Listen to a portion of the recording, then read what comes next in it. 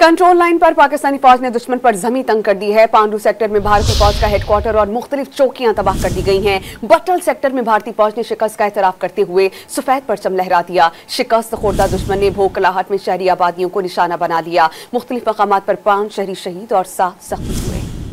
Rafale की बर्बादी, drones की तबाही की शदीद हजीमत के बाद भी भारत बाज न आया। जंगी जुनून में मुब्तला मोदी सरकार ने एक बार फिर मासूम शहरियों को निशाने पे ले लिया। बौखलाहट का शिकार भारतीय फौज ने सिविल आबादी पर गोलाबारी शुरू कर दी। भारतीय फौज ने हजीरा, फॉरवर्ड कहोटा, खोई रट्टा में सिविल आबादी को निशाना बनाया। भारतीय गोलाबारी से 40 रोज की बच्ची समेत 5 अफराद शहीद जबकि 7 जख्मी हो गए। 14 में 10 दिन का दूल्हा भी शामिल है। अफवाज पाकिस्तान ने भरपूर जवाबी कार्रवाई करके भारतीय फौज की तोपें खामोश करा दी। भारतीय फौज के मोर्चों में खामोशी छा गई। पाक फौज ने भारतीय इश्तियाल अंगेजी पर भरपूर जवाबी कार्रवाई करके कई चौकियां उड़ा डाली। पांडो सेक्टर में भारतीय फौज का हेडक्वार्टर और बटालियन हेडक्वार्टर सूजी तबाह कर दिया गया। केलर सेक्टर में डूबा मोर पोस्ट, हाजी पीर सेक्टर में झंडा जियारत पोस्ट और रक्त चक्री सेक्टर में 2 पोस्टों को मलियामेट कर दिया गया। पाकिस्तानी जवाबी कार्रवाइयों में भारतीय फौज को भारी नुकसान उठाना पड़ा। भारी जानी नुकसान पर भारतीय फौज ने धर्मसाल पर सफेद झंडा लहरा दिया। सिक्योरिटी जरा के मुताबिक भारतीय फौज का सफेद झंडा लहराने का मतलब शिकस्त को तस्लीम करना है।